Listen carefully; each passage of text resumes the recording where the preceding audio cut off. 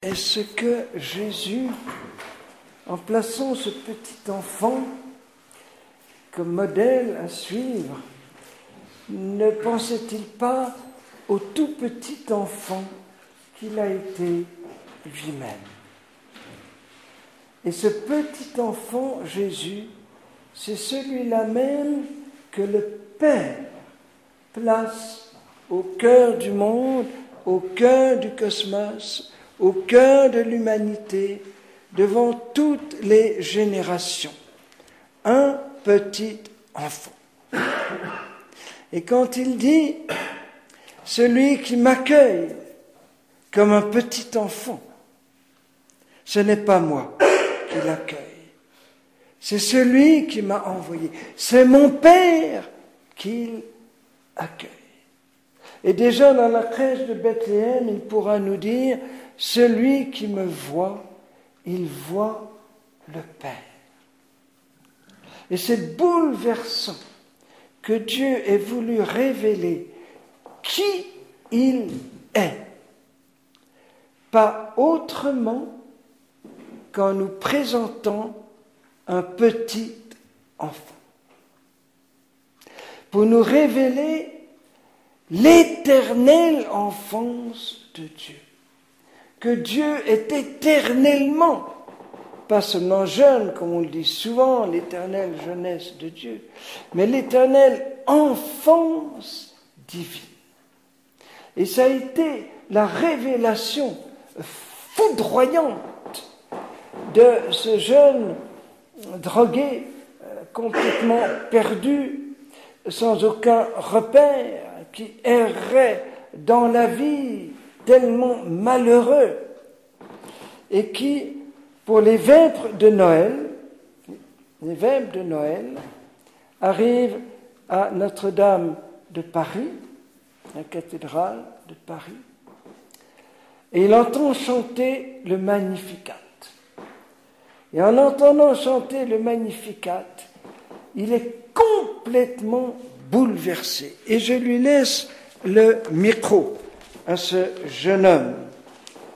Un texte qu'il est tellement beau de reprendre pour chaque fête de Noël. J'étais moi-même debout dans la foule, près du second pilier, à l'entrée du chœur, à droite, du côté de la sacristie. Donc, très précis, très net. Et d'ailleurs, maintenant, il y a une plaque pour rappeler cet événement. Et avant de continuer, dire tout de suite le nom de ce pauvre malheureux jeune homme, un nom qui est devenu très connu dans le monde, Paul Claudel, qui va être un des plus grands poètes catholiques, du moins d'Occident, et un grand théologien aussi, et qui va jouer un très très très grand rôle dans l'Église. Voilà, c'est lui. Et ce Noël, c'est la même année, le même jour que le Noël de Thérèse, que nous entendrons demain soir. D'une pierre, deux coups. Et d'une pierre, trois coups, parce que 2 mois avant, toujours la même année, c'était aussi un autre jeune homme complètement perdu, qui est devenu un grand saint dans l'Église, le bienheureux Charles de Foucauld. Tout ça la même année, en 2 mois, et encore en un seul jour pour la petite Thérèse et ce jeune Paul. Alors écoutez ce qu'il dit. C'est alors que se produit l'événement qui domine toute ma vie. En un instant, mon cœur est touché et je crois.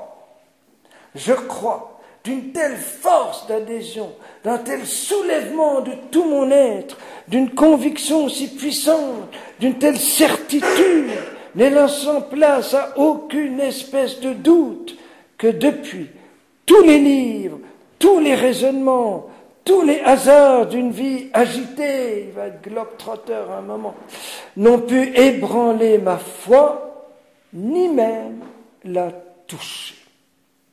J'avais eu tout à coup le sentiment déchirant son cœur, de l'innocence, de l'éternelle enfance de Dieu. une révélation ineffable. Un seul éclair qui ouvre le cœur d'un pauvre enfant désespéré que j'étais. Que les gens qui croient sont heureux. Et si c'était vrai pourtant, mais oui, c'est vrai.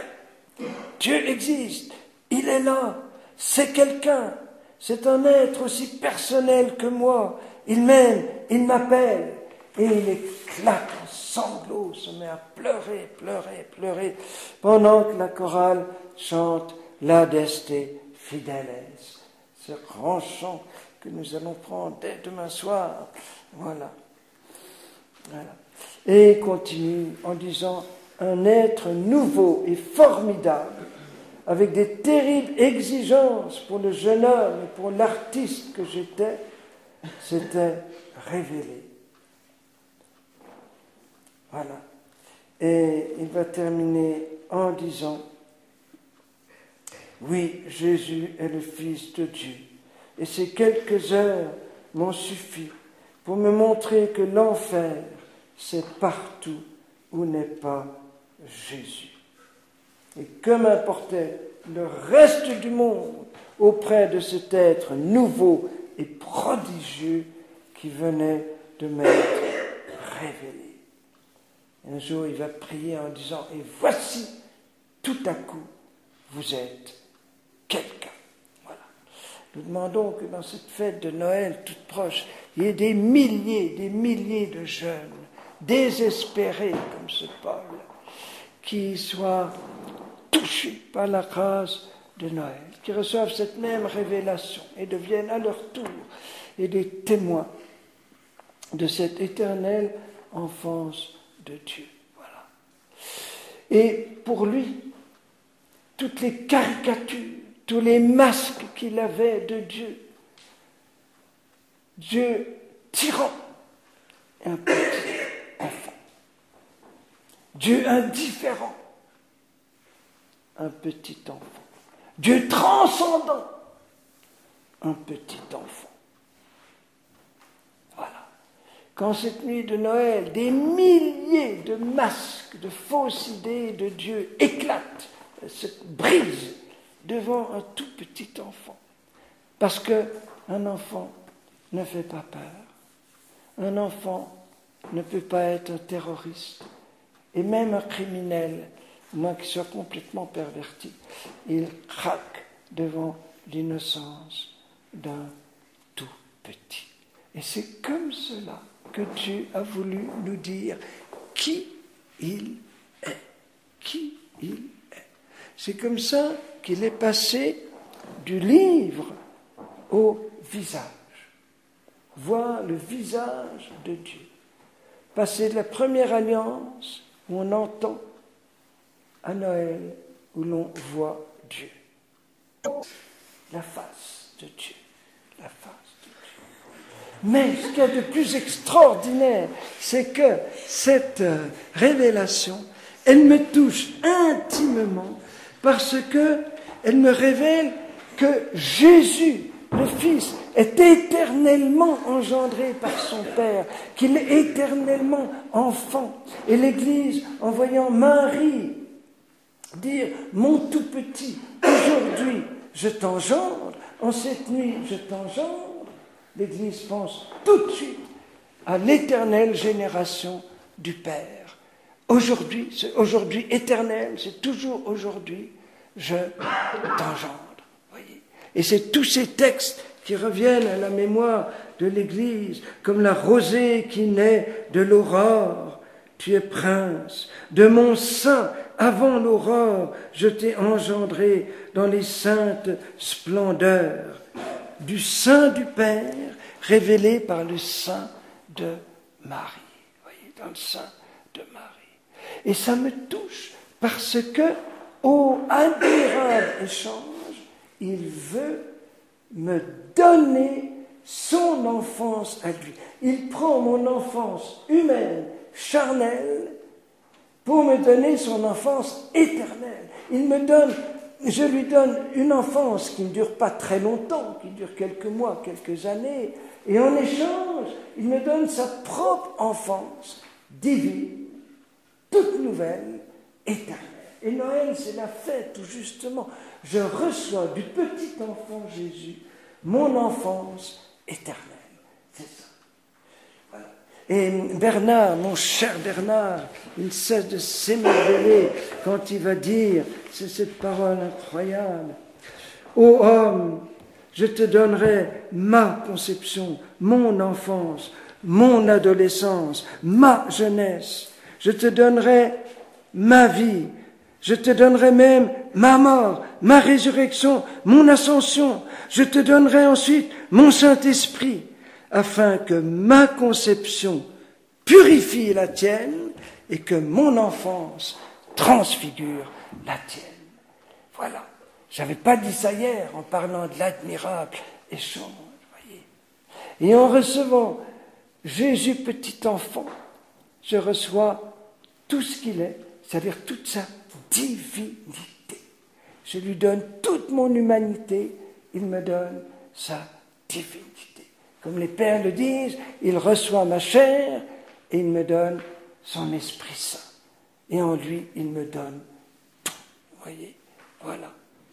Et cet enfant divin, toute la vie m'est donnée pour y grandir.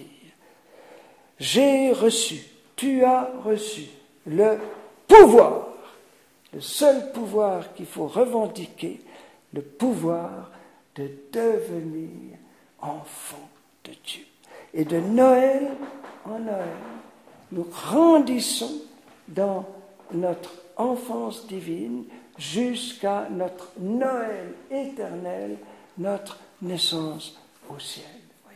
Et chaque Noël, c'est une étape décisive où je deviens davantage enfant dans l'enfant, où je reçois le Père des mains de cet enfant. Et il veut me faire cadeau de son papa du ciel. Je lui ai fait cadeau de sa maman de la terre, encore admirable échange, et il me donne son Père du ciel. Et si je peux dire « Abba, papa d'amour, papa chéri, mon petit papa tant aimé », si je peux dire « Abba », c'est parce que lui, Dieu, a dit « maman » à une jeune fille. Il n'aurait pas dit « maman », personne au monde ne pourrait jamais dire à son Créateur « papa ». C'était impossible. La condition, c'était cela. Voilà. Qu'il ait une maman pour me donner son papa. Admirable échange. Et en plus, comme je reçois tout, je reçois aussi sa maman comme maman. Et son papa du ciel comme mon papa. Donc je suis comme Jésus. Même maman, même papa. Pas mal. Pas mal. Et à partir de ce moment-là, et Marie, et maman, et le Père ne voient que Jésus en moi. Vous voyez ? Et si le Père peut me dire « mon petit, ma petite », c'est parce que une femme a pu dire à Dieu en toute vérité « mon petit ». Une femme a pu dire à Dieu « mon tout petit ».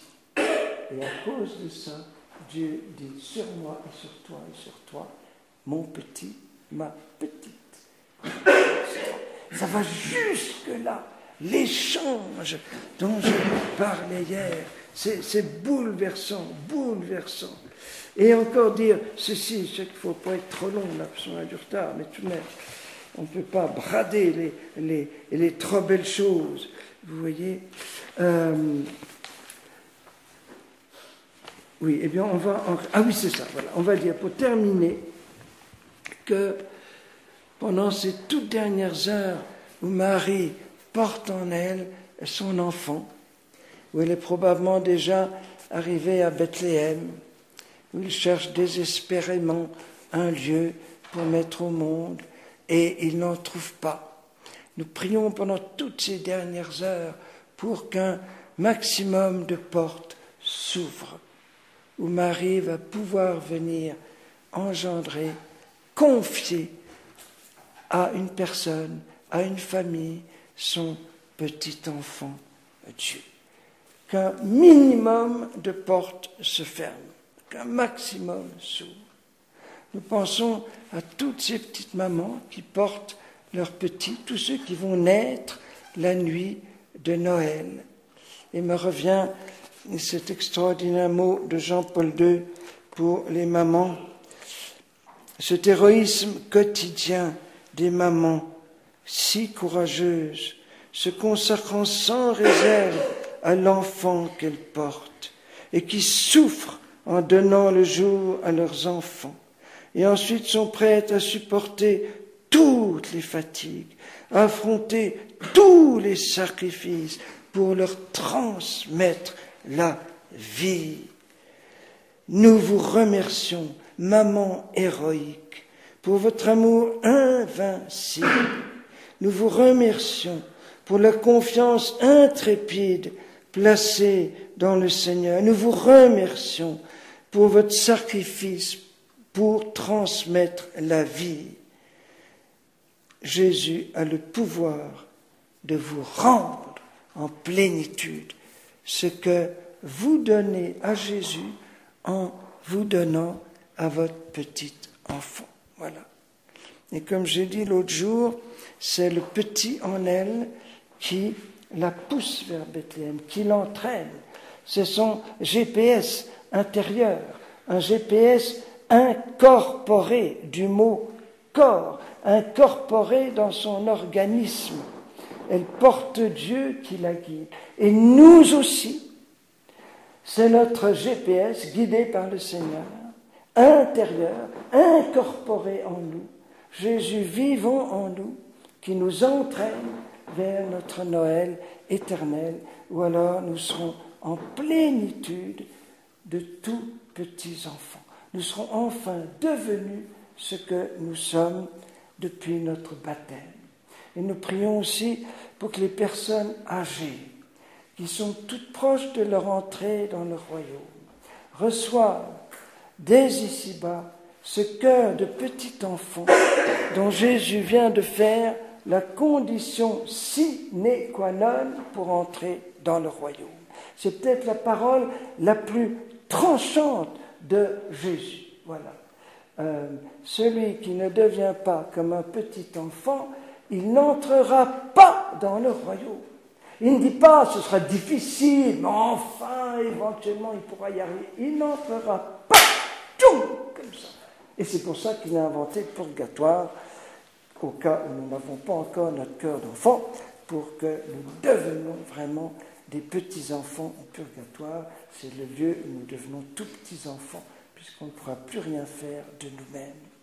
Et une chose auquel je pense beaucoup ces derniers temps, c'est que les personnes âgées, très âgées, qui vivent cette terrible épreuve de, comme on dit vulgairement, retomber en enfance, avec cette terrible maladie d'Alzheimer qui se répand de manière fulgurante dans toute cette génération en ce moment, et dont c'est une des caractéristiques où on perd le sens du réel, on se décroche du réel, on redevient comme un petit enfant dépendant pour tout.